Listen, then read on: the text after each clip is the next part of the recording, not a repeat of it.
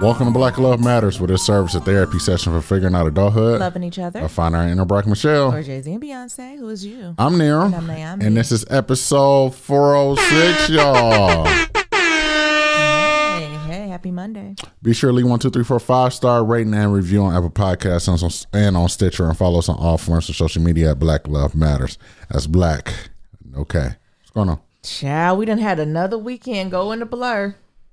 We getting back to them lunch breaks again. What you think, Nero? Yes, it's definitely a lunch break. Another lunch break, but we yet hanging on, I would say. It was a good weekend. I wouldn't call it productive, but I think it was restful. It's just what we needed. But before I get into any of that, actually I don't have many updates from the weekend. Shout out to Ari Lennox and Chloe. Y'all see my girl, Ari Lennox? Well, y'all know I stand for Ari Lennox. Like, I stand for her. Since Shea Butter Baby, all of that. But she got the new song called Pressure that I literally listened to 1,000 times, where she's honing in to the divas of our past. So I'm getting Donna Summers vibes. I'm getting Supreme's vibes. I'm getting Little Kim. I'm getting 90s R&B, fisheye, bubble ends, glasses vibe, all of that. Is the song my favorite? Nah, but I'm just glad to like not be talking about Kanye West or like Drake. So. That's good, right? And like Ari Lennox really sings. So shout out to her. And then Chloe. You know, Chloe, a lot of y'all forgot Chloe grown. I think y'all thinking about the sister. Haley a baby. Now, I don't know if Haley the baby should come out doing all that. But Chloe grown as fuck. Let me see how old these people are. Chloe's a grown woman. And folks not even listening to her song, which is a bop. And they too concerned about what she wearing and not wearing. Golly, I ain't think y'all must ain't seen Sukiyana video. If you haven't, we did a review last episode on the last podcast. I actually thought I was about to give Chloe some props because I think her her visuals. Shout out to no editing. Shout out to stretch marks. It made me like it even more. I bet Diggy Simmons mad, honey.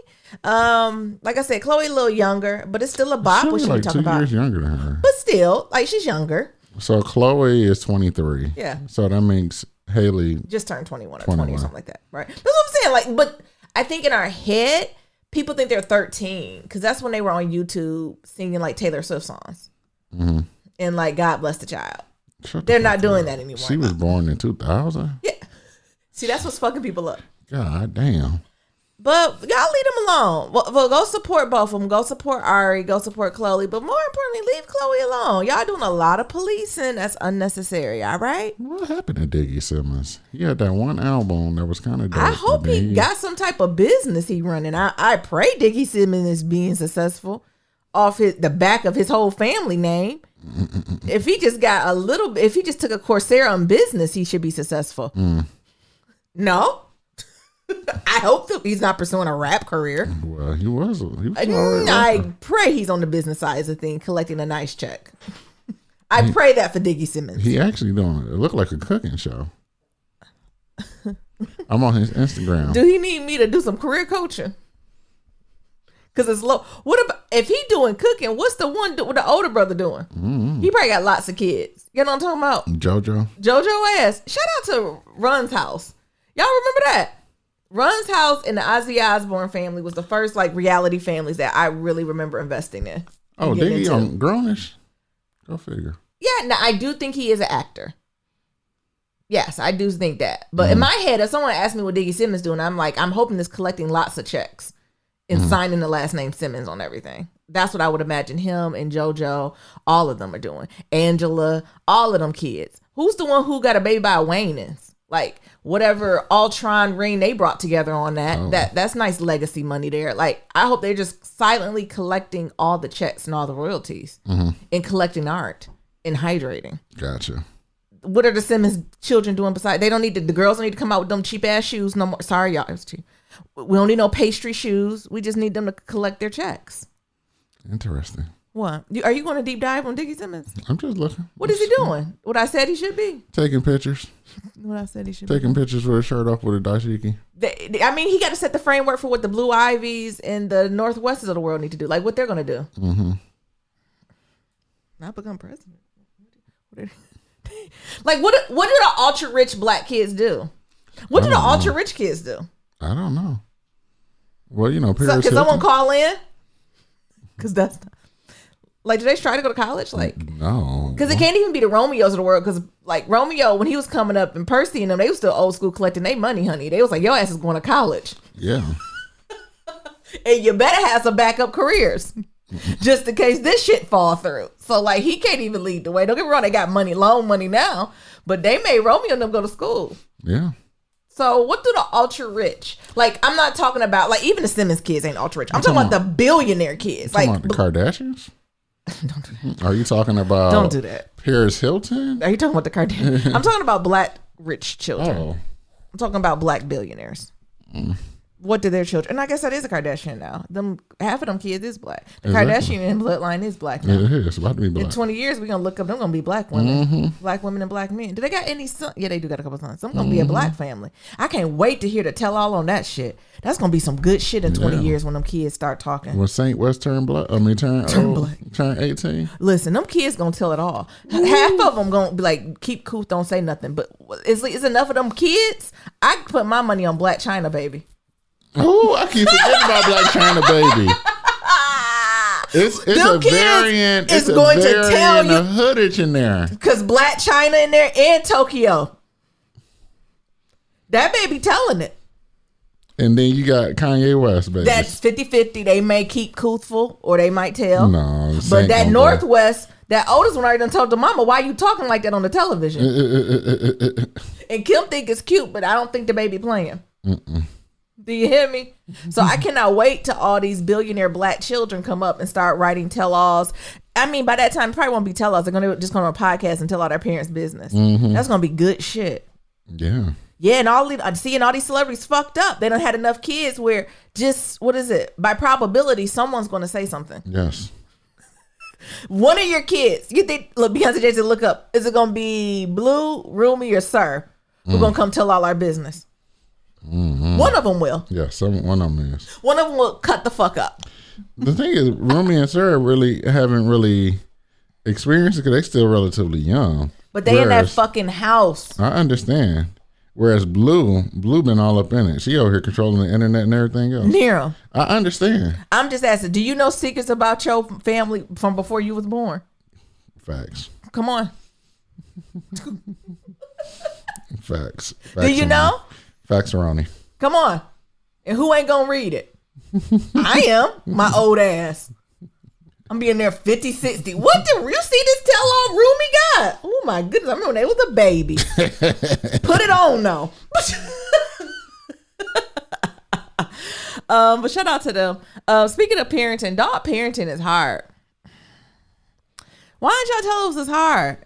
Mabel is giving us a run for our money. She ain't she 4. What is it terrible 4 or something? I don't know. Just a hard head 4. Maybe she in her teenage years. Y'all, it's just everything. We got to find a dog park. We got to find groomers and vet. Everybody got a wait list. Everybody got requirements. I got to interview. They want to interview Mabel. They want to interview me. They want to see if I make money. They want to test all this shit out. Learning dog etiquette in new neighborhoods. This got to be similar to daycare. Like, I feel like every dog park, every dog community we get in, it be the same nigga who think they in charge of the dogs. And the people who come around. It's hard being a dog. Then Mabel cutting up every time somebody slammed the door. Y'all know we in a little building now. Mabel thinks she the fucking police. So now we got to bring back the prong collar. So every time the door slammed, she barked. We hit her with the no. And then what she do, Nero?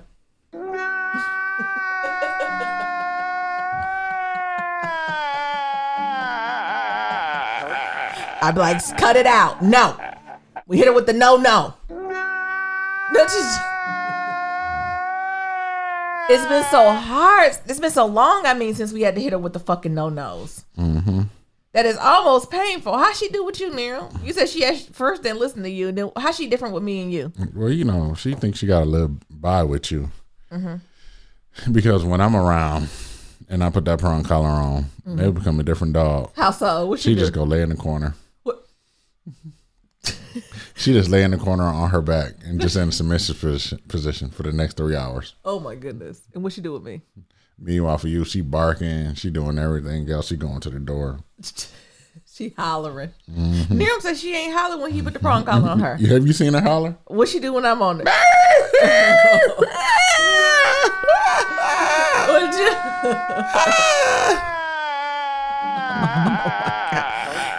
So it's a lot, and it's getting on my nerves. And what the piece I had to give with me was she was like barking in the middle of the night when people close the door, because you know we live in a building with some younger people, so you know I don't know what the fuck they're doing. They're running up and down. I almost told y'all where I live. The streets at night, getting Popeyes and shit. I don't know what the fuck they're doing, but they're up late.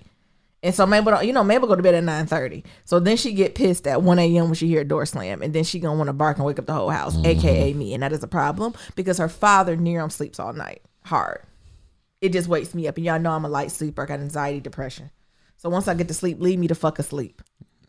Well, I'm pretty sure you got some headphones that I bought you a long time ago. Where they was at? Also, what I've done this weekend, which made it a little bit tougher, I'm trying to skip is just to I don't know if we gave the explicit shout out to this, but the 20-year anniversary of 9/11 just passed, and honestly, it just hits different when you're in New York. And even though we're in Brooklyn, you can feel the energy in the air.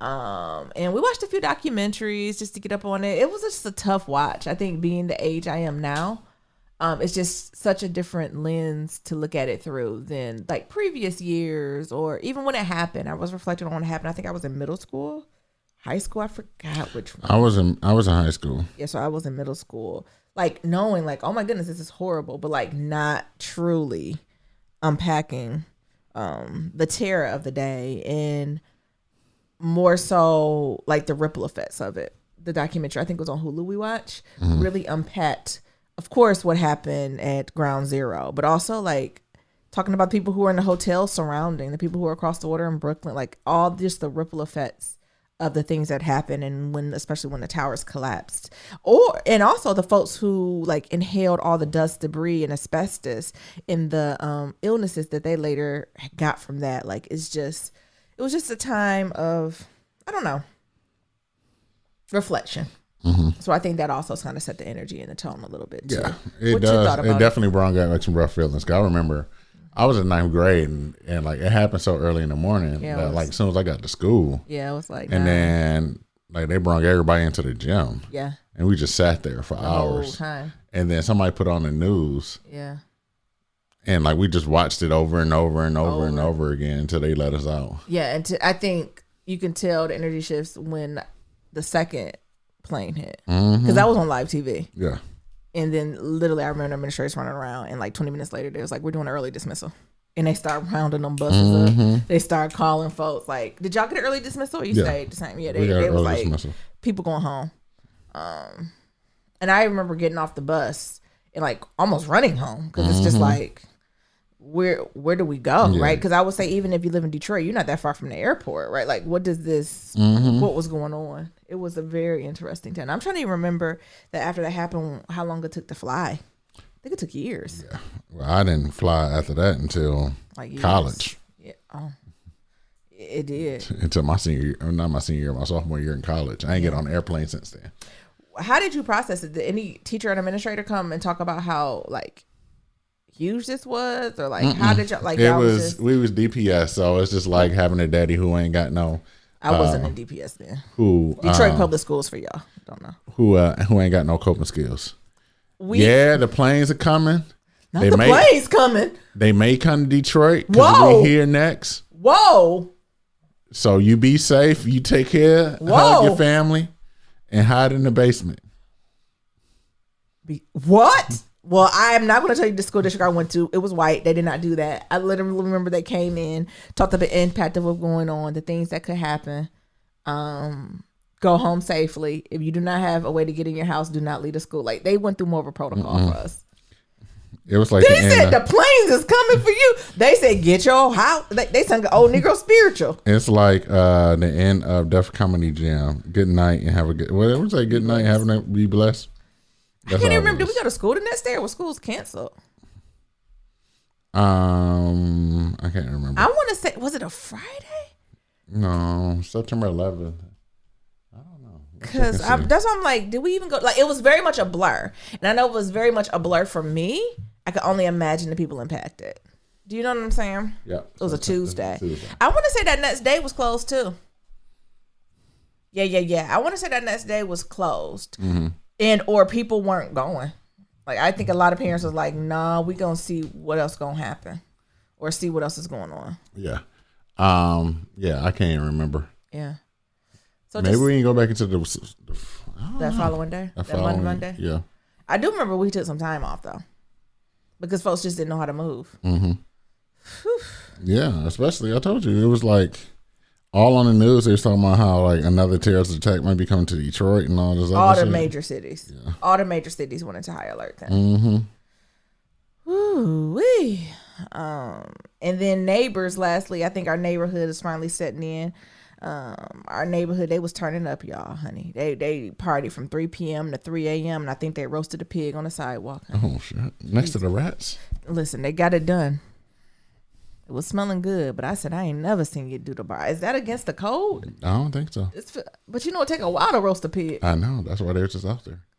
Playing the music. The music felt like one song from 3 a.m. to 4 a.m. I said, are they ever going to go to the next song? It just felt like one long track. Well, you know, their music had that same type of cadence. It's always that. The thing is, I don't know if it was Caribbean, Latin. I don't know who it was, soca, but I don't know who the fuck it was, but it was one song for 12 hours. And all I could hear is the vibration of my house to the point where I was like, going to get something to drink, and I just started bobbing.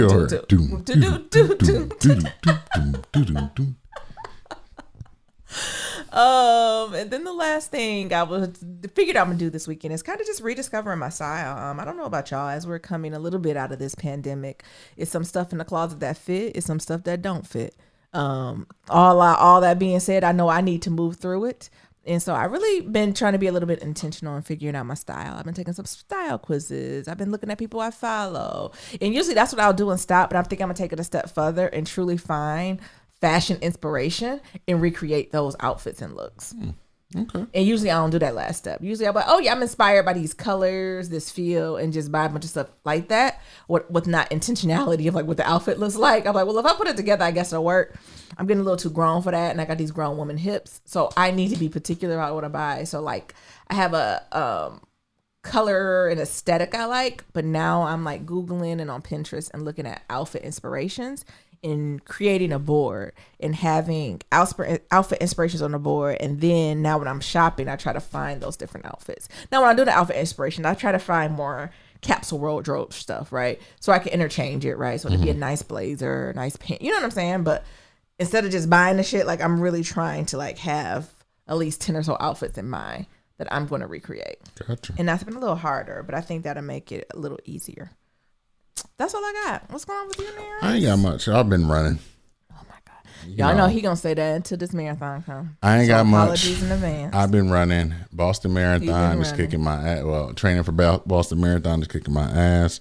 That's pretty much my life, and it's gonna be my life for the rest of the time. So I really don't have much. Like that's what I'm up on. Yeah. You know, not much TV being watched, not much life being lived other than like training. Yeah. Don't me and Mabel know.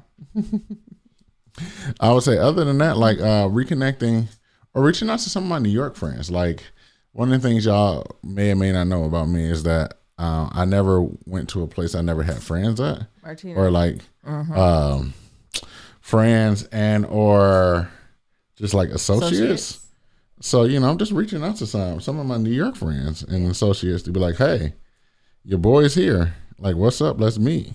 So one of my friends was like, oh, like, you know what? Let's meet at the Dumbo house. Oh, it's like, shit. oh, shit. Oh, okay. Tell the folks what the Dumbo house is. So Dumbo house is a part of the Soho House Collective. Tell the folks what the fuck that is. Let me. Then you gotta tell them what Dumbo stand for, honey. It's so many abbreviations. Near so fancy. I know. Shit, about to make me go get a membership to the Soho House. Nope, not in our budget. It actually is. It's not. It actually is. It ain't M8. And I'm okay. It actually is. Me, I'm love to argue on this podcast because he think I ain't gonna show out. I know you will, but it actually is in the budget. it's some stuff I need to purchase that I have not. You know, but the difference between me and you is that most of my purchases are taxes write-off and business write-offs. I do not want to cuss you out. Well, I really don't. Create a personal brand. I really and don't. you can write off some shit too. I really don't. A Soho House is a place for diverse. Why is it so zoomed in? I don't know. Is a place for diverse membership to connect. That's grow, a and diverse have fun lie.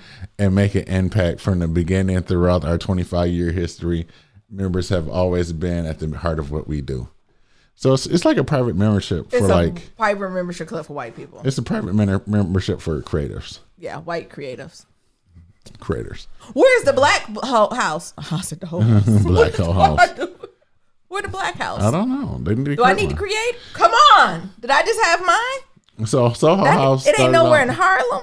Soho House started off in Europe, just like any other thing. Any form of colonization, Greek life, things of that sort. Started off in Europe. Yeah. And it was like a place where, this clubhouse where creatives, artists came together, yada, yada, yada, and they started to have more of them. One of the other things that one of the other things I started to realize is that there's other companies like this. Yeah. But a lot of them haven't made clubs. it to the US. Yeah. Whereas the Soho House is I would say where the cool millennials go these days. Because I would say Americans, we 50-50 when it comes on private membership type clubs. Mm-hmm. I think when we think of those things, they exist in America, but it's more tied to just old money. Mm-hmm. Where I'm not sure if old money is interested in creatives. So they have a bunch of them, and then they have one. Where they at? Oh, they have. Let's see. You want to start in the U.S. or you just want me to just go? Just name some. Okay, so you got original Soho House, you got Summer River House, you got 180 House. So you got some in London. What's the city? You talking about the names of what the cities they in? All right, they're in London. They got a bunch in London, Oxford, Somerset. What is this? More in London. Where in North America at? Barcelona. Oh my goodness, they got one. Paris, they Amsterdam, got one Paris, Tel Aviv, Amsterdam, Tel Aviv, LA, multiple ones in New York, Cancun. They got 2 in New York. They got one in Malibu. They got one in Chicago. They got one in Detroit. Yeah, they got. No, they don't. No, they planning one in Detroit. Oh, they got one in Austin.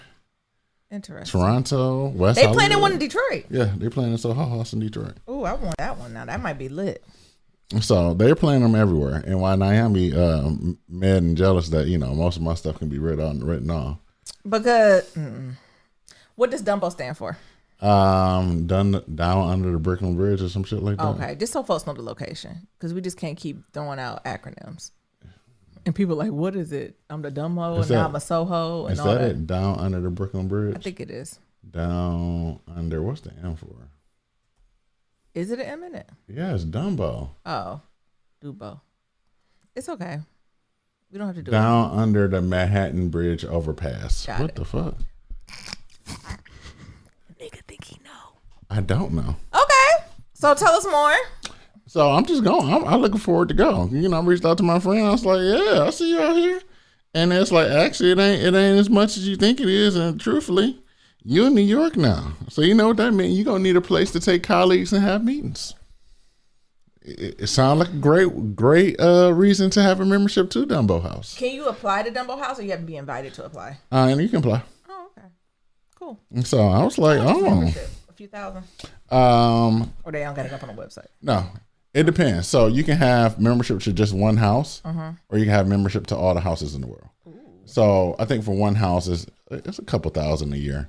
Multiple houses is like $10K. No, it's not even that. So let's say one house is like $1,800 a year. Yeah. And then to have access to all the houses is like $3,000 a year. It's not horrible. But they also have workspaces. They also have places where you can live, rent out hotels type shit. So it's like their Airbnb but for membership. Yeah. So they have all that included. So I look forward. See if you like it though. It might be worth it. So I'll let y'all know. I saw you meet with this friend on Wednesday. So hopefully for Shout Out Friday, depending on where we at. What you gonna wear? That's what you traded me. I don't know. You want to borrow one of my fur coats? No, I don't think you need to. But that's the thing though, because I was even just talking to it's casual. They don't even like people when people wear collared shirts and shit like that. Like, yeah, I understand collared shirts, but you got to be fly. That's what I'm saying. I'm assuming they're wearing the latest street brand. Maybe I'll wear some Ivy Park. That's what I'm assuming. They're wearing the latest street brand. I'll wear a little Ivy Park then. Yeah. But I'm looking forward to go checking it out. I heard the food is good. It better be. I heard the views are amazing. Better be. And I heard it's just a dope spot. So you find out the membership when you get a membership. How many guests can you bring? Okay. So do I automatically go? Yeah. It's exciting. You know, it's like a shout out to your mama. I was gonna say it's like a Planet Fitness membership. My mom be like, I got the black card. I got the black card, so I can bring as many people as I want. I can bring whoever I want. You and your daddy, y'all go to the cheap recreational center. I got black. What is that? Planet Fitness black card. Oh, okay. So that's what's going on in my life. Like I'm really reconnecting with old friends, like in New York. And so I can have a community. Yes. And I know some of them are going to be duds and some of them are not. So like, what do the duds look like? I don't know. You know what Drake said, I'm losing friends and gaining peace. So listen, he better come on with these Negro spirituals. So some of them are going to be duds, but some of them are going to be like, hey, you want to go to Dumbo House? And I'm like, all right, well, we the Dumbo House friends then. Like we the friends that meet up in Dumbo House twice a week so we can get used to our memberships. Oh, is it new for them too? I don't know. Oh, Jesus be offense. But I know, I think it is a flex, right? You know, my homeboy was coming. It would be great if I had the membership. And I was like, yo, dog, you want to go somewhere nice? Oh, my goodness. He would lose his shit. I said, where you want to go, bro? I said, I got something for you. Oh, my goodness. And then I take him. So Detroit. Bro. It's so Detroit. Bro. So Detroit. Our other friend in Connecticut, too. So I ain't going to relieve. Bro. I'm not going to relieve his identity either. Come on. Come through. We're gonna go to the Dumbo House. What? Yeah, nigga. See the energy though. You know, I'm not a fan of bro culture. You could navigate bro culture a little bit more than I can. Yeah, I'm a man. Where as a black woman, I couldn't take it. But I don't know. Like it might be cool though. I don't know. Like I said, it might just be a vibe, especially if it's like a place for like creators and things of that sort. Like it might just be for me a place just to go network. Yes. Because I was even like looking at some of their rules on like laptops and shit. It's like after 6 p.m. there's a no laptop rule. Like at that point, like you need to be networking and shit like that. Oh. Or like there's like a no photography. Ooh, no Instagram. Yeah, like no Instagram, no photography rule. They have a big Instagram presence. Not really. We got to keep the mystique too. Mm-hmm. Well, let me know how it goes. Yeah. I swear I brought that up to Nerum and he rolled his eyes. Hey, because he wants to do another argument on the podcast. No, I didn't. And roll he was just eyes. like, "Oh," I was like, "Yeah, it's these different clubs and blah blah blah." You should think about it. He's like, "I don't know." Then here come whoever his friend is. Talking about you want to go. And here he come. Nyambi, have you ever heard of this? I was like, "Nigga, I literally said that last week." No, it didn't go like that. I literally just said all those things last week. And it didn't go like because we was talking about rooftop bars, and I was like, "Oh, some of the clubs got the best ones." And he was like, "What's the clubs?" I was like, "Da da da da da." And he's like, "What are they for?" And I was like, "Well, blah blah blah." And he was like, "I don't know." And then here comes so and so pooching down the street and said, "You want to come?" Now he all fascinated, just like a tycoon. Don't be mad. Don't be mad. When I get my membership, I'll be sure to invite you a few times. Oh, nigga, I don't need an invite. Okay? Be careful. Listen. I'm surprised none of your coworkers got a membership. Don't get your membership revoked. Why is it going to get revoked? Because I'm going to come up there. Oh. And say who I'm associated with. Tell them I'm downstairs. I'm going to take your name off the list then. And that's even the thing. Like it's I'm a whole sure different. Some of my coworkers have, since I just haven't asked. It's like a whole different invite process. She's like, "Yeah, I'm gonna put you on the list." I need to see if my folks give them a discount for it. Yeah, you should see. Mm-hmm. Should. You said what you say now? I was like, "What about?" I said it's a whole different invite thing. She's like, "Yeah, I'm gonna put you on the list." Next thing, I got an email and shit. It's like such and such has invited you to. Come on, Nero. To partake at the Dumbo House. Come on, white privilege. Don't be mad. I'm not mad. That's all I got. I want you to be blessed. I'm trying to be blessed, but you calling me white privilege and like. I'm not calling you. You're just like to see black men is acting like white women. I'm not calling you white privilege. Underhanded. It's the behaviors. It's not underhand. It's front-handed. It's underhanded comments. Come on, white privilege. Come on, white privilege. I'm just telling you what it is. Okay. All right, y'all. I know last episode we said we had some questions brewing. So what we're going to do is just kind of go through all the questions that we received through our Pillow Talk. Sound like good plan? Yeah. All righty, Niram. So as always, if y'all have any questions, comments, concerns, you can shoot us an email at Black Love Matters. That's black with no K, blacklovematters@gmail.com. Or you can shoot us a voicemail at Niram. 508-784-1111. 508-784-1111. So the first question we have is, how are we adjusting to New York? Hit it, Niram. Niram's living his best life. I won't say I'm living my best life, but I think that I was forcibly had to adjust because we moved here. I moved right into marathon. I was already in the middle of marathon season, and I'm already a part of like a running club or running community that was already like waiting on me. Yeah. So like I kind of just thrown in there, right? So even though I'm the new guy, I never went anywhere that doesn't have friends. So, you know, it's just learning the people that's in the run club or in the run community and like building relationships there.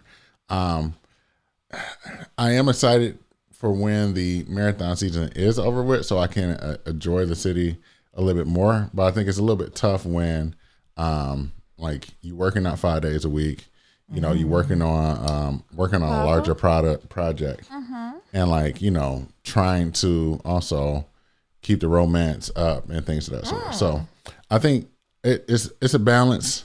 I'm adjusting pretty well on certain aspects. I think other aspects not as the best, but I think when it comes to like social community and things of that sort, I get out the house at least 5 days a week. Me, I'm 50-50. It depends on the day. Some days I'm having 10 moments. Other days I'm literally having 1 moment. I think what has been the great moments is once I'm out and doing, I'm really thriving in New York. But once I'm in the house for too long, it's almost like I revert back to living in Michigan or California. And it's like New York, to stay up on it, you got to keep moving. And I think I have to find my groove in like consistently moving and moving independently. So I'm used to like, it's me and Niram, or if it's not me and Niram, like even having my car makes me feel more, I don't know if safe is the word, but more secure. So I just need to get out my comfort zone and just do some exploring solo dolo. Like there are things that I truly enjoy doing, and I do them by myself. But since I've been in New York, I haven't. So I'm hanging in there. I'm trying to take it in. I'm trying to be, you know, kind with myself, but also take an advantage of this privilege of being able to live in New York at this point in my life, where there's some people, it's their dream to live here. And they try their best to do everything they can to get here. So I'm just trying to be more present, but I'm not going to lie. Niram's thriving a lot better than I am. I have some really, really hard days here. Then there's other days where I'm smiling and the day goes by in a blink. So I think y'all get from my check-in. I try to be pretty vulnerable and transparent, but through therapy, the Lord, some good reading, routine, drinking water, I'm hope no. Next, what's the hardest part about moving? I think for me, it's the starting over. It's something about moving, even when you have your stuff. Like, I mean, for us, it was physically, emotionally, community, all of that. But it is something about when you go to a new place, and especially a place where you're the only person at that, you know, like Niram has some friends here and we have some friends, but like we don't have like close family here. Meaning people that, when I say close, I mean people that the day you move in, they're going to be at your house for lasagna dinner. Like, we don't necessarily have people like that. Well, maybe one. But Niram does, but I don't. Like, I don't have someone the first day here, I know they're going to greet me no matter what. And they're going to, like, I don't have that. So I think that's what makes it hard. And by starting over, learning to be, like, alone again.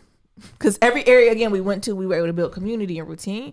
But this is literally like, all right. And then you have moments where, you know, you get called a stingy black bitch. And it's just like, okay. So that's where we're starting at, right? Like, so I think that's the hardest part about moving. It ain't boxes. It ain't packing shit up. It ain't finding the place for me. All that stuff is irritating. The hardest part about moving for me is literally the day you turn your key and you walk in and put your first box down. And you be like, fuck, I am at the beginning. And once you get through that, it's harder. But I'm not after you walk in your house, turn the key and bring the last box in and you look around. That is the hardest part of moving for me. Yeah. And to add on that, like one of the things I was somewhat looking excited for is like your office being back in office and me knowing that, all right, like this is going to force you to interact with people some way, somehow, whether it's direct reports, whether it's people that's in The building. Like that's in the building, like you're gonna have to interact with somebody and you're gonna find somebody or somebody gonna find you and you be like, hey, there's this person, yada yada yada. Yeah. But I think with you and like just being this work from home and not necessarily going out many places, I think that's where the hard part coming.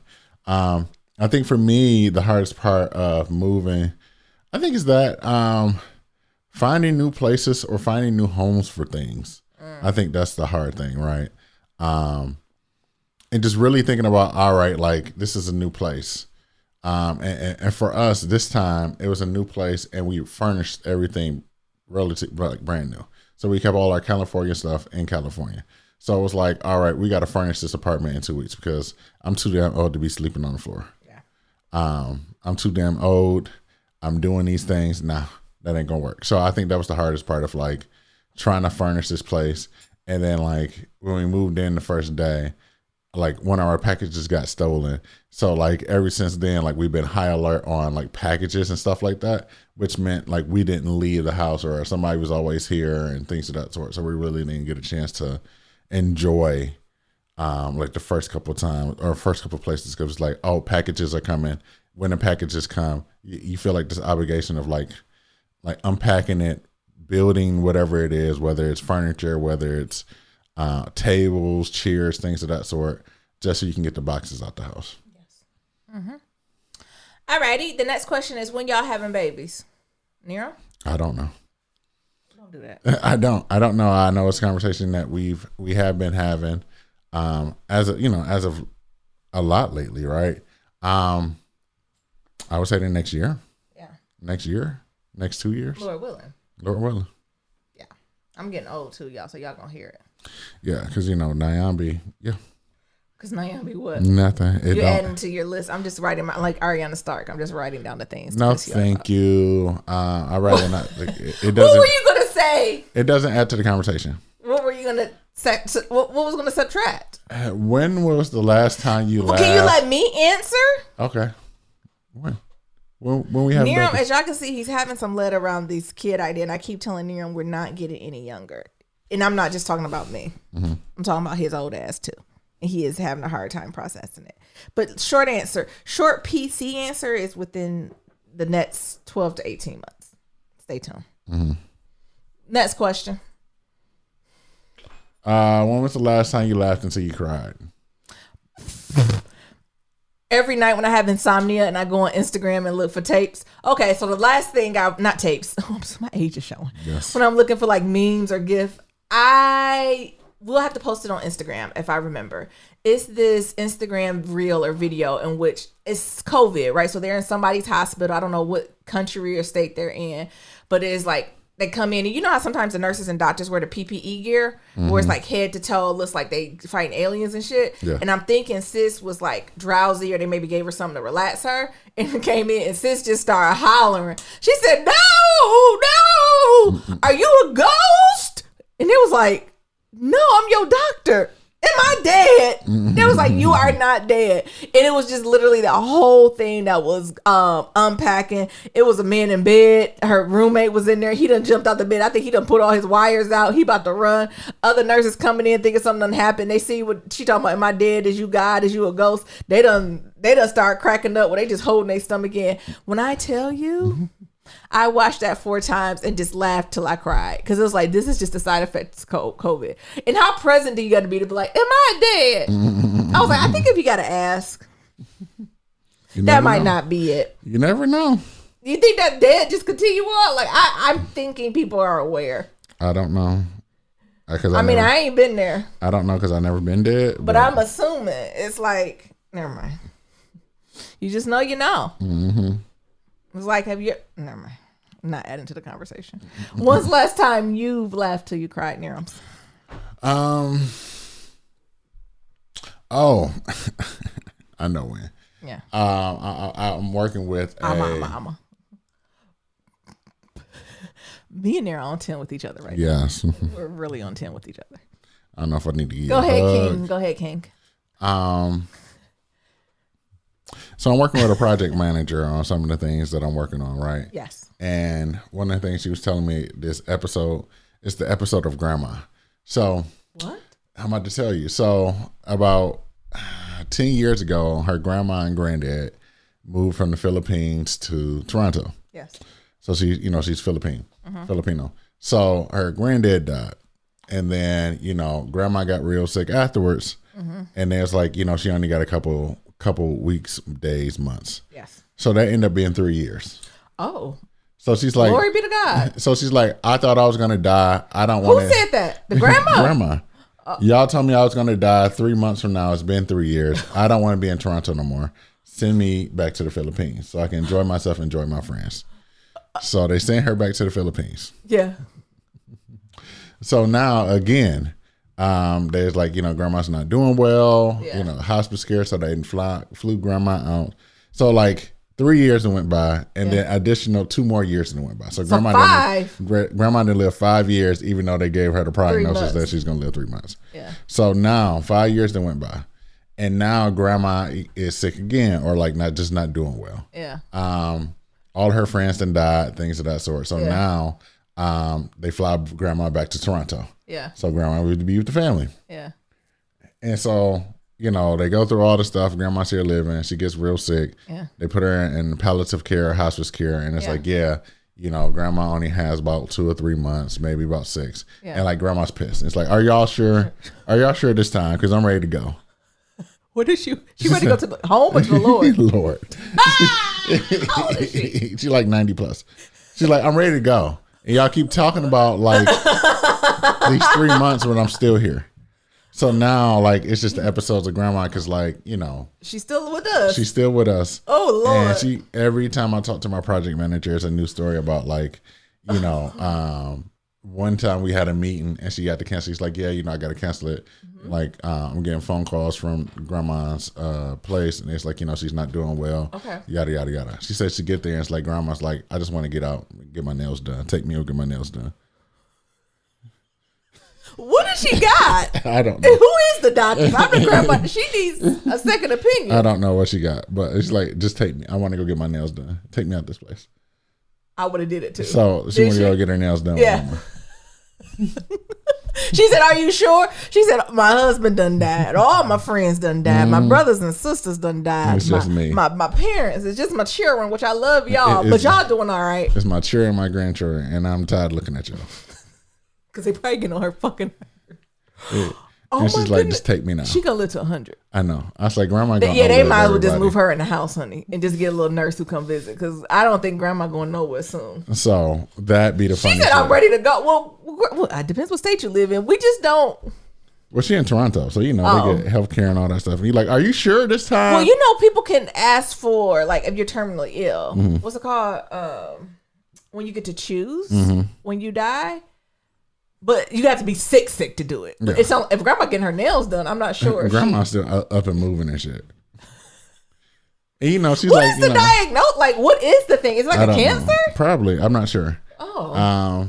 Yeah, because that doctor was very off. Because I want to get into it, but I mean, deep into her business. Oh, this is me. Well, what was what she got? But it's like, what she eat every day? She need to write a book. Grandma ass is out here living her best life. She done flew back and forth from the Philippines to Toronto, living her life, and they talk about she gonna die in 3 months. She's overwhelmed. Underwhelmed. Sure? Every time she goes to the doctor, she's underwhelmed. And the thing is, it's been what? The doctor done died. It's been 2.5 months since I've been working with this project she's still manager, hanging in, and grandma's still raising hell. Talking got her mind and everything. Talking got her mind, just like. I'm not dead yet. She said every day I just wake up and look around. She said every day I just wake up a little bit madder because I'm not dead yet. Jesus. I want to get to that age where she ready to go to the next chapter. I want to be to the age where I'm just mad every time I wake up that I'm not. She ready to go to the great beyond. She don't want to be on Earth's side no more. Listen, and it don't sound like she got one damn regret. No. Well, all right, that is a good one. I mean, I got questions. She want to be interviewed. Next, favorite meal. I don't know. I think those are hard. Yeah. Because mine is anything home cooked in multi-course. Mm-hmm. I need an appetizer, main dish, salad, soup, dessert. Like, I like multi-tiered dinners coupled with the drink. Like, I don't care what it is. It can be soul food. It can be an American food. It can be French. But I love a good multi-tiered food. Like, multi-course. Anything. I think the thing I like the most. Yeah. King crab.